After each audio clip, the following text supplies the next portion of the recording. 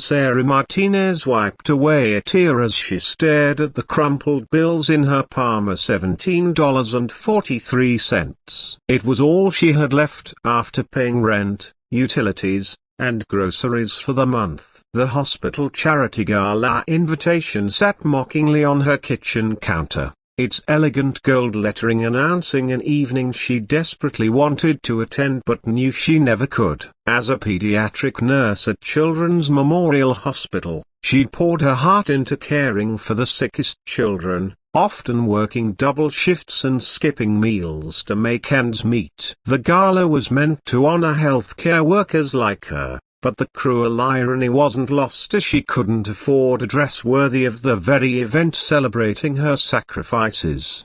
The morning sun filtered through the thin curtains of Sarah's studio apartment as she prepared for another demanding day at the hospital. At 28, she carried herself with the quiet dignity of someone who had learned to find joy in small moments despite life's relentless challenges. Her nursing uniform was pressed and clean, though she'd sewn the buttons back on herself more times than she could count. The fabric had grown thin from countless washes, but it was her armor, a symbol of the profession she dreamed of since childhood. Sarah had grown up in a single-parent household, watching her mother work 3 jobs to keep food on the table. When her mother fell ill during Sarah's senior year of high school, she'd made a promise at the hospital bedside. She would become a nurse and dedicate her life to caring for others the way the nurses had cared for her mother. Even after losing her mom to cancer,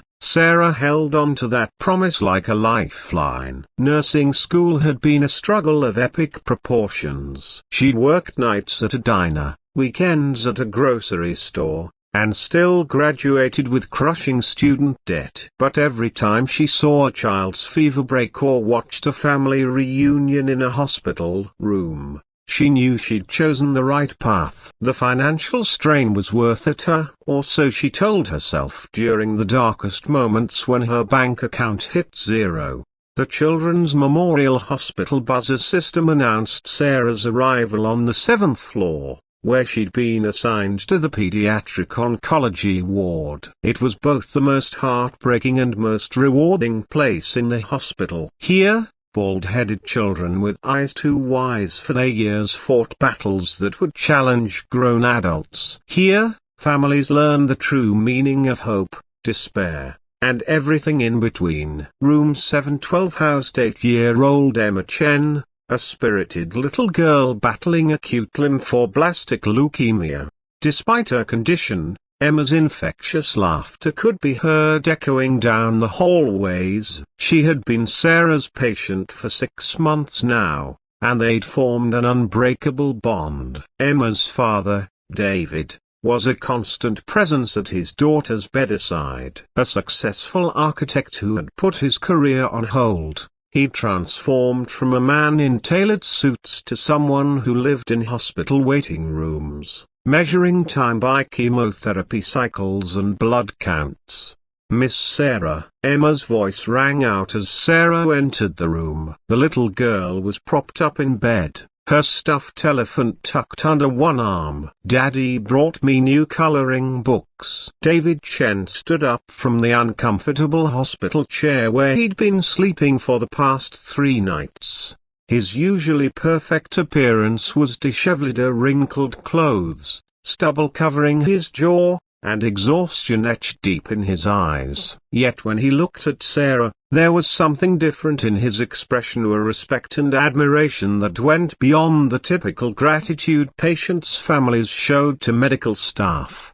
"Good morning, Emma." "Good morning, Mr. Chen," Sarah said, her voice carrying the warmth that had earned her the nickname Sunshine Sarah among the children. She began her routine checks, taking Emma's temperature and examining her foreline with practiced gentleness. Over the months, David had observed Sarah's dedication with growing amazement. He'd watched her stay late to read bedtime stories when parents couldn't be there. He'd seen her use her own money to buy small gifts for children who had no visitors. Most memorably, He'd witnessed her sleeping in the family lounge chair when Emma had a particularly bad night, refusing to leave until she was certain the little girl was stable.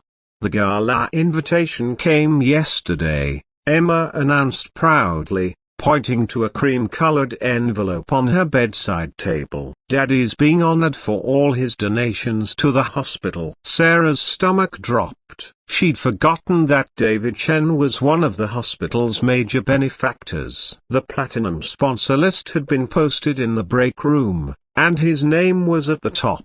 The irony struck her like a physical blow. Here was a man who could afford to give hundreds of thousands to the hospital, while she, one of the caregivers his donations supported, couldn't afford a dress to attend the event.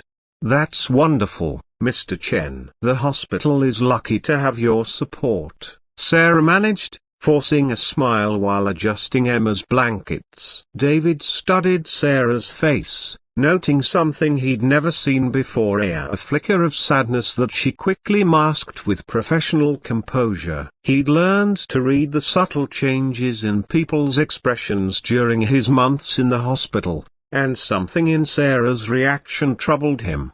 "Are you attending the gala, Sarah?"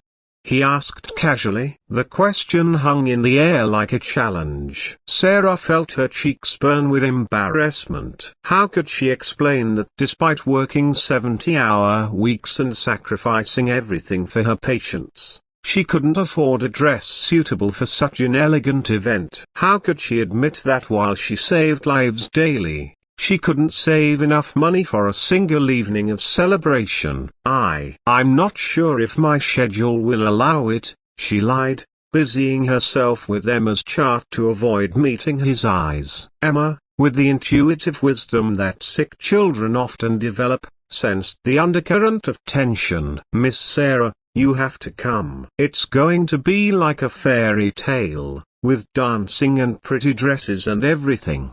The child's innocent enthusiasm only deepened Sarah's shame. She excused herself and stepped into the hallway, needing a moment to compose herself. Leaning against the wall, she closed her eyes and took deep breaths, fighting back tears of frustration and embarrassment. David followed her into the hallway, leaving Emma absorbed in her coloring books. He'd made his fortune by reading people, by understanding what they weren't saying as much as what they were. Sarah's deflection spoke volumes. "Sarah," he said gently, "forgive me if this is presumptuous, but is there something preventing you from attending the gala? Something I might be able to help with?" The kindness in his voice nearly broke her resolve. She turned to face him, and for a moment, her carefully constructed professional mask slipped. He saw the proud woman who'd rather lie than admit her financial struggles, the dedicated nurse who gave everything to others while having nothing left for herself. "Mr. Chen, I appreciate your concern, but everything's fine," she said, but her voice wavered slightly. "Sarah, I've watched you for 6 months. I've seen you give Emma your lunch when she was too nauseous to eat the hospital food. I've seen you pay for taxi rides for families who couldn't afford them. I've seen you work double shifts and then stay late to comfort frightened children. You've given everything to everyone else." He paused, choosing his words carefully. Sometimes people who spend their lives taking care of others forget to take care of themselves. The truth of his words hit her like a wave. Sarah felt the walls she'd built around her pride beginning to crumble. This man had seen through her pretenses to the heart of her struggle, and instead of judgment, she found understanding in his eyes. "I can't afford a dress," she whispered, the admission feeling both devastating and liberating. "I've looked at every thrift store,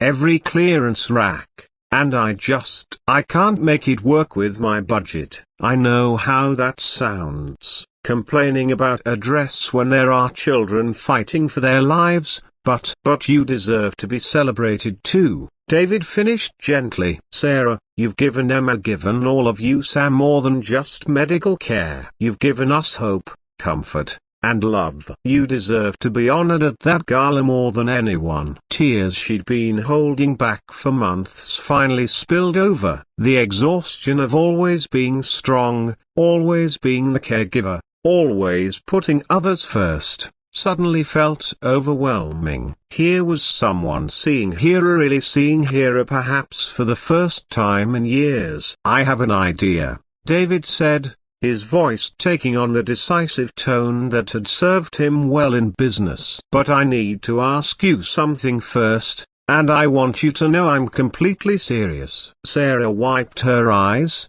confused by the sudden shift in his demeanor. David took a deep breath, and when he spoke, his words carried a vulnerability that matched her own. "I haven't been on a date in 3 years, not since Emma's mother died. I've been so focused on being a father, on fighting this disease, that I forgot how to be just." "David, would you consider being my first date? Would you come to the gala with me?" The question hung between them like a bridge spanning 2 different worlds: his world of privilege and resources, her world of struggle and sacrifice. But in that moment, they met in the middle, 2 people who had found something unexpected in the sterile hallways of a children's hospital.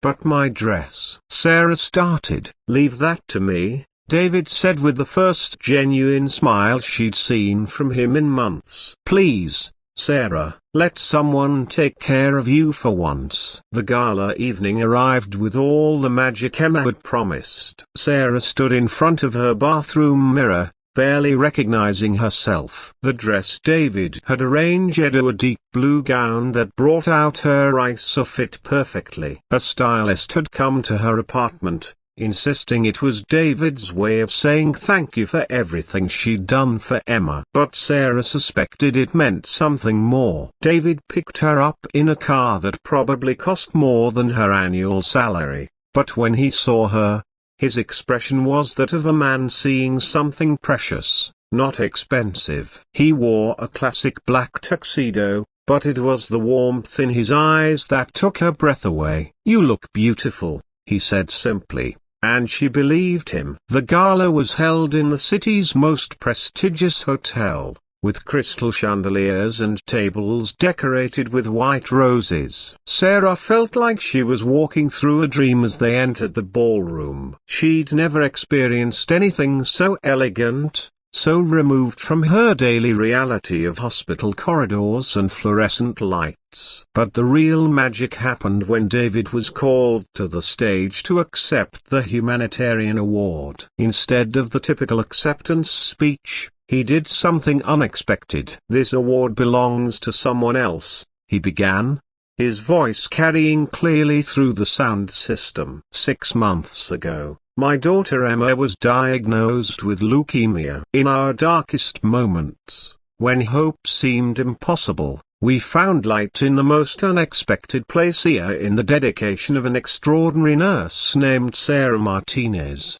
Sarah felt every eye in the room turn toward her. Her cheeks burned, but David's voice anchored her. "Sarah represents everything this hospital stands for. She works 70-hour weeks for modest pay. She uses her own money to buy gifts for patients. She sleeps in hospital chairs to comfort frightened children. She couldn't afford a dress for tonight's gala because she gives everything she has to others." His voice caught slightly. "Tonight, I want everyone to see what true heroism looks like. Sarah, would you join me up here?" The room erupted in applause as Sarah, trembling, made her way to the stage. David handed her the award, but more importantly, he gave her something she'd never had: a recognition for the sacrifices she made daily. "This belongs to every nurse, every healthcare worker who chooses compassion over comfort, who chooses service over self," Sarah said into the microphone, her voice stronger than she'd expected. "And to David Chen, who showed me that sometimes, letting others care for you is its own form of strength." Later, as they danced to the soft music, David held her close and whispered, "Emma's been asking if you're going to be her new mommy." Sarah pulled back to look at him, seeing hope and fear warring in his expression. "What did you tell her?" she asked softly. "I told her that sometimes, the best things happen when we least expect them. That sometimes, people come into our lives exactly when we need them most." He paused, spinning her gently. "I told her I was hoping the same thing." 6 months later, Sarah moved into David's home, where Emma's laughter filled rooms that had been silent too long. The wedding was small and held in the hospital chapel, with Emma as the flower girl and half the pediatric ward in attendance. Sarah continued nursing, but now she had the security to do what she'd always done: care for others from a place of abundance rather than scarcity. The night before their wedding, as Sarah was reading Emma a bedtime story, the little girl looked up at her with wise 8-year-old eyes. "Miss Sarah, are you happy you couldn't afford that dress?" Sarah smiled, thinking of how one moment of vulnerability had changed everything. "Very happy, sweetheart, very happy indeed." Sometimes the most beautiful transformations begin with our most difficult admissions. Sometimes strength isn't about doing everything alone, it's about allowing others to see us as we truly are, struggles and all. And sometimes, when we're brave enough to let down our guard, we discover that our deepest vulnerabilities can become the foundation for our greatest joys.